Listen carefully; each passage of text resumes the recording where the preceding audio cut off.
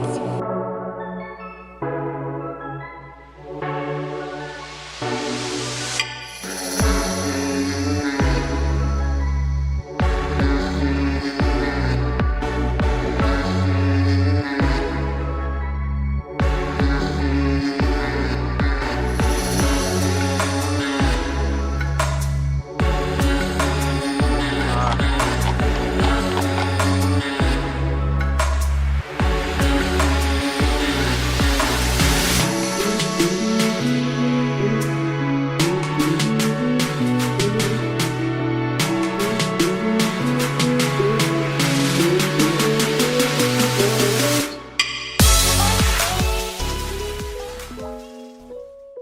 everyone, selamat datang di channelnya Andrew dan Valentine. Kali ini kita akan menceritakan perjalanan kita ke Eropa. Wah. Nah, di perjalanan ini merupakan salah satu dari list di bucket list kami. Dan sepertinya jadi perjalanan yang dreams come true banget. Kita pengen banget nih pergi ke Eropa. Nah, di video ini sekarang kami akan menjelaskan bagaimana persiapan yang kami lakukan pada saat mempersiapkan diri untuk pergi ke Eropa. Jadi dulu Bang Andrew dapat acceptance letter untuk presentasi di conference internasional yang ada di Praha. Betul, ada di Prague, di Czech Republic. Jadi kalau misalnya bahasa Indonesianya itu adalah Republik Ceko ya. Lalu pada saat itu kita senang banget tapi bingung kira-kira mau ke Praha nih kita mau langsung masuk atau mau pilih masuk ke negara yang ada di sekitarnya dulu. Karena Eropa itu dempet-dempet dan gampang banget kayaknya untuk berpindah-pindah negara. Betul, jadi tergoda banget untuk pergi ke sebanyak mungkin negara. Apalagi dengan hanya mengurus satu visa saja, kita bisa pergi sampai dengan 27 negara. Nah, bingung kan mau ke negara mana aja? Dengan visa Schengen. Betul. Nah, jadi situasinya pada saat itu kami sedang melanjutkan studi untuk S3 di Taiwan. Jadi proses ini itu kami lakukan semuanya di Taiwan. Walaupun ada juga ya beberapa yang kita harus ke Indonesia mungkin untuk mengurus seperti paspor dan hal-hal lainnya. Ya betul, jadi kita waktu itu bingung banget kira-kira mau pilih negara masuknya entry point-nya itu di mana dengan exit point-nya di mana. Tentunya pemilihan entry dan exit point ini akan bergantung dengan harga tiket. Jadi ini karena harga yang paling besar komponennya itu adalah biaya tiket pesawat tentunya. Kalau misalkan kita mau langsung dari Taiwan, ada yang langsung ke misalkan kota-kota besar di Eropa seperti ke Paris contohnya, itu ada juga, ke London mungkin ada juga. Tapi beda visa kalau ke London, pengennya waktu itu ke London. Iya, pengennya tadi sampai kepikiran juga kan tinggal nyebrang border nih, tapi memang mengurus visanya cukup mahal. Mungkin ya next time lah kita bisa pergi ke London ya. Iya, semoga amin. Jadi kita mengerucut lagi planningnya, kira-kira negara mana yang kita pengen banget nih ya, dan dekat dengan Prague pada saat itu. Kebanyakan kalau dari Taiwan pada saat itu entry point yang paling murah atau tiket yang paling murah adalah kunjungan ke negara Perancis. Jadi kita memilih Paris sebagai entry point kita. Harga tiketnya pada saat itu variatif tergantung exit point-nya. Bisa jadi murah banget kalau kita pulang pergi dari Paris, tapi kan agak ribet kalau kita harus balik lagi ke Paris setelah berkelana ke sekian banyak negara. Jadi kita mikirin nih, kira-kira exitnya mau kemana? Betul. Nah, jadi pada saat kita mau memutuskan entry point-nya, ini berkaitan juga sebenarnya dengan pengurusan visanya. Kita harus mengurus ke negara mana visanya. Karena biasanya yang menjadi pertimbangan itu adalah pada saat kita mengurus visa Schengen atau visa ke negara Eropa adalah di negara paling lama kita tinggal gitu ya, atau entry atau kita demarcation point atau kita masuk dengan keluarnya dari titik itu. Jadi ini pertimbangan-pertimbangan yang ada pada saat itu. Ya, jadi kita sudah putuskan sepertinya kita akan masuk dari Paris saja, dan kita pada saat itu kepikiran juga akan ngurus visanya dari Czech Republic ya. Jadi karena kita memang urusannya ada di situ. Jadi kayak kendalanya waktu itu ya, sampai kita nggak bisa mengurus di Czech Republic. Kita udah coba ngurus ke sana tapi lama banget prosesnya, jadi kayak harus sebulan, padahal acceptance letter baru dapat April dan kita bulan Juni harus berangkat, sedangkan semua bookingan baru siap itu di pertengahan Mei.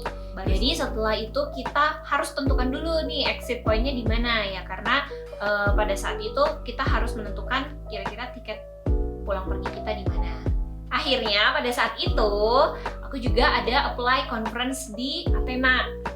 Jadi kita berencana memang udah pengen banget mengunjungi Yunani pada saat itu. Dari tahun sebelumnya juga kita udah pengen banget nih mengunjungi Yunani. Jadi kita mau exit point-nya itu nanti dari Athena. Lalu kita mengurus visa di kedutaan Prancis yang ada ya, prosesnya lancar, kantor kedutaan atau kantor trading office-nya juga bagus di sana, rapih, dan waktu itu sepi banget. Di depan kita hanya ada satu orang, dan seperti yang ada di layar bisa dilihat bahwa prosesnya nggak terlalu susah dan kita bisa langsung dapat visanya dalam kurun waktu 1 minggu.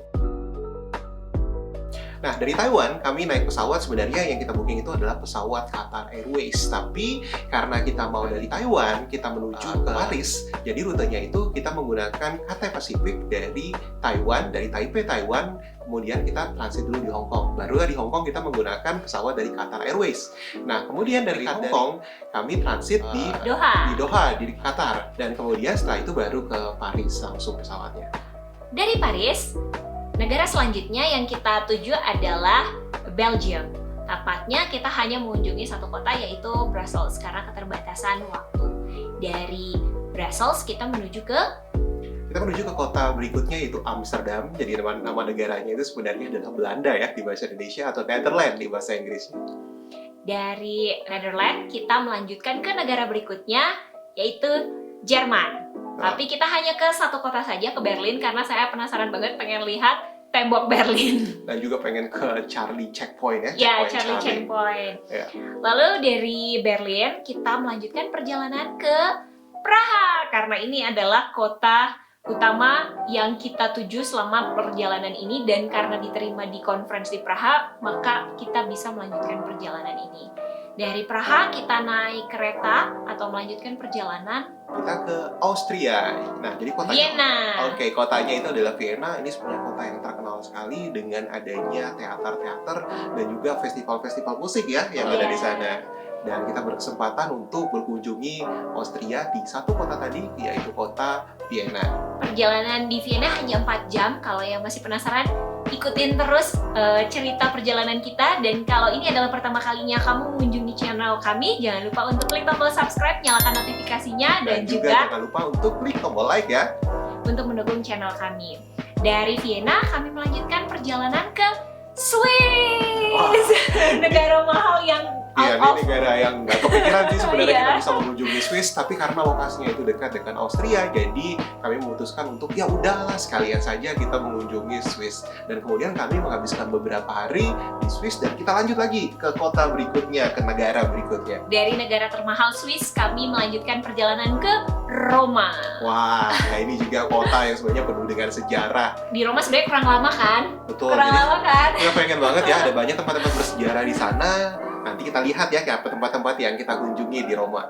Dari Roma kami melanjutkan perjalanan ke negara terakhir yang kami buat di dalam list kami, yaitu Yunani. Tapi sebelum ke Athena, kita belok dulu sedikit ke Santorini. Wah, ini sebenarnya salah satu berkat juga ya. Jadi kita bisa naik pesawat nanti langsung ke Santorini. Ini yang bagi yang belum tahu ya, Santorini ini merupakan suatu pulau yang bagian dari negara Yunani, di mana pulau ini salah satu pulau yang paling terkenal untuk pariwisata di Yunani. Dan juga bagi yang berpikir bahwa pulau ini tuh pulau romantis ya, untuk couple-couple atau untuk honeymoon. Dan makanya kita seneng banget bisa mengunjungi pulau ini. Dari Santorini kita melanjutkan perjalanan dengan kapal feri menuju ke Athena, kota terakhir dalam list kita di perjalanan ini. Di Eropa, kami menggunakan berbagai macam mode transportasi. Tetapi satu mode transportasi yang paling menolong, yaitu kami menggunakan mode transportasi bus. Wah, di Eropa menggunakan bus. Kok bisa ya? Karena kami menemukan satu pas yang disebut dengan Flixbus Pass. Jadi Flixbus Pass ini cukup istimewa karena dengan hanya 99 euro kami bisa mengunjungi ada 10 rute. Tetapi syaratnya tidak boleh kembali ke rute asal. Jadi misalkan kita berangkat dari Paris kemudian ke Brussels, tidak boleh kembali lagi ke Brussels. Nah ini kan pas nih karena kami berencana untuk memang tidak kembali ke rute atau ke kota asalnya. Nah, Dan juga untuk penggunaan Flixbus ini kita nggak mau rugi dong. Untuk rute-rute pendek yang harganya masih murah, kita ada juga beli satu terpisah karena kita ada penggunaan 11 kali dengan Flixbus. Satu rute yang paling murah kita bayar sendiri, kemudian kita gunakan ke rute-rute yang paling mahal. Dan rute yang paling worth it menurut kami dalam perjalanan ini adalah dari Swiss ke Roma. Karena dari Zurich ke Roma ini sendiri kalau misalkan kita beli tiketnya itu harganya sudah 140 euro hanya untuk tiket hanya satu rute saja. Jadi beli Flixbus tuh udah untung banget. Bahkan dengan 99 euro kita sudah bisa ke 9 rute lainnya dan kemudian ditambah 1 euro ini, wah benar-benar sudah untung banget ya untuk harga tiketnya aja. Ya, kita juga menggunakan mode transportasi pesawat yang tadi kami sudah ceritakan, yaitu dari kota Roma kemudian ke Santorini. Dan salah satu yang paling menarik itu adalah ferry. Jadi dari Santorini kami memutuskan untuk menggunakan ferry. Jadi ferry ini mungkin sesuatu yang biasa aja ya untuk orang Indonesia yang di mana-mana kalau misalkan kita mau menyeberang ke pulau yang lain kita harus menggunakan ferry. Tapi kami cukup terkejut juga dengan ferry yang ada di Yunani ini. Jadi ini ferry yang cukup baru, nanti kita lihat ya di videonya. Ini ferry dari Santorini ke Athena. Nah, ini ferry-nya itu merupakan salah satu ferry yang paling bagus ya yang pernah kita naiki. Wah, seru banget dan bagus. Nanti kita akan lihat ya pengalaman kita di videonya. Hal selanjutnya yang kita pikirkan pada saat perjalanan ini adalah koneksi internet. Tentunya dengan berpindah-pindah negara ke negara baru yang kita sama sekali tidak tahu mau bagaimana rutenya seperti di dalam kota itu rutenya seperti apa, kita membutuhkan koneksi internet yang stabil. Kami cari beberapa alternatif, bisa sih beli SIM card lokal di negara-negara tersebut. Ada juga SIM card yang mengcover negara-negara Schengen, tapi pada saat kami teliti satu persatu, ada beberapa negara yang kami kunjungi sinyalnya kurang bagus atau tidak di-cover di negara tersebut. Jadi kayaknya sayang banget kalau kita beli local SIM card. Dan pada saat itu, kebetulan Bang Andrew masih pakai kartu XL-nya dari Indonesia, masih aktif walaupun di Taiwan. Dan pada saat kami cari tahu, ternyata menggunakan XL Pass sangat menguntungkan pada saat kita melakukan perjalanan ke Eropa. Ya, jadi kita hanya cukup berlangganan saja untuk XL Pass-nya. Kita beli waktu itu untuk sekitar 2 minggu ya, kalau tidak salah. Dan kemudian kita bisa menggunakan di berbagai macam negara. Maupun ada satu negara di mana XL Pass itu tidak berfungsi pada saat itu. Di mana sih waktu itu? Ada di Austria kita. Jadi di Austria itu kita tidak menggunakan internet sama sekali. Dan kita coba raba-raba aja ya, mau rutenya itu mau kemana, naik apa, dan kemudian bagaimana untuk transportasi di dalam kotanya. Tapi experience-nya pada saat itu juga menyenangkan ya, karena memang di Australia juga waktu itu hanya 4 jam, jadi kita nggak terlalu pusing juga pada saat itu. Nah, ini dia hal yang paling penting pada saat kita melakukan perjalanan, dan menurut kami ini adalah pos yang paling bisa meminimalkan budget pada saat kita melakukan perjalanan jauh seperti ke Eropa ini. Apalagi kalau bukan pos makanan. Nah, di pos makanan ini sebenarnya tergantung ya dari orang ke orang. Tetapi emang biayanya, kalau misalkan kita memang harus makan di luar terus-menerus pada saat kita berkunjung ke Eropa, ini biayanya cukup tinggi. Karena biayanya itu mungkin bisa range-nya itu bermacam-macam ya. Bisa dari 5, 10 euro, atau sampai dengan belasan atau puluhan euro juga bisa dalam satu kali makan. Dan di sini, sekarang bagaimana trik kita ya? Jadi supaya kita bisa hemat biaya untuk makan, supaya nggak perlu terlalu banyak keluar uang untuk biaya makan. Kita putuskan untuk membawa rice cooker. Jadi pada saat itu orang tua kebetulan datang untuk graduation Bang Andrew di Taiwan. Kita titip rice cooker dari Indonesia karena colokannya sama persis untuk penggunaan di Eropa. Lalu kita juga bawa beras dari rumah. Kita udah plastikin kecil-kecil sesuai dengan takaran untuk sekali masak. Jadi nggak ribet lagi ya bungkusannya. Kemudian kita juga membawa bekal karena kebetulan orang tua datang dari Indonesia. Kita minta mereka membawakan tempe kering dan juga membuatkan ikan teri sambal. Ini sangat membantu perjalanan kita selama di Eropa. Nah, untuk rice cookernya sendiri, rice cookernya itu bukan ukuran yang biasa ya, tapi ukuran yang kecil. Jadi rice cookernya untuk traveling. Jadi dia ukurannya mini saja, ya cukup untuk makan sekali, mungkin 2 kali makan untuk 2 orang. Jadi ukurannya dengan ukuran yang kecil itu, jadi tidak memakan tempat juga karena kita harus masukkan ke dalam tas kita dan kita harus bawa-bawa tuh. Iya, untuk setiap negara kita bawa rice cookernya. Dan rice cookernya itu dibelinya di Indonesia. Kemudian setelah rice cooker dan juga makanan kering yang bisa kita konsumsi setiap hari, kita kita juga harus memikirkan supaya tetap sehat ya. Jadi kita pastikan bahwa setiap hari kita harus makan sayur. Tapi bawa sayur tidak mungkin dari rumah, jadi kita akali dengan membeli salad di supermarket lokal yang ada di negara-negara tersebut. Sekalian kita bisa merasakan juga pengalaman berbelanja secara lokal di negara-negara yang kita kunjungi. Apakah hanya itu makanan kita sepanjang perjalanan? Tentu tidak. Kita juga mencoba beberapa makanan yang ada di negara-negara tertentu sebagai makanan tambahan. Nah, tidak lupa juga, kita juga mempersiapkan untuk vitamin ya, sebagai untuk imun booster ya, jadi supaya daya tahan tubuh juga meningkat. Dan juga kita membawa salah satu ya vitamin juga ya, kita anggap itu kita sebut aja ya brandnya ya. Ya nggak apa-apa, palak angin.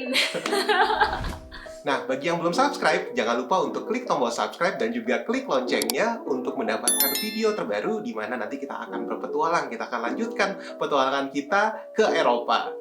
Till next time!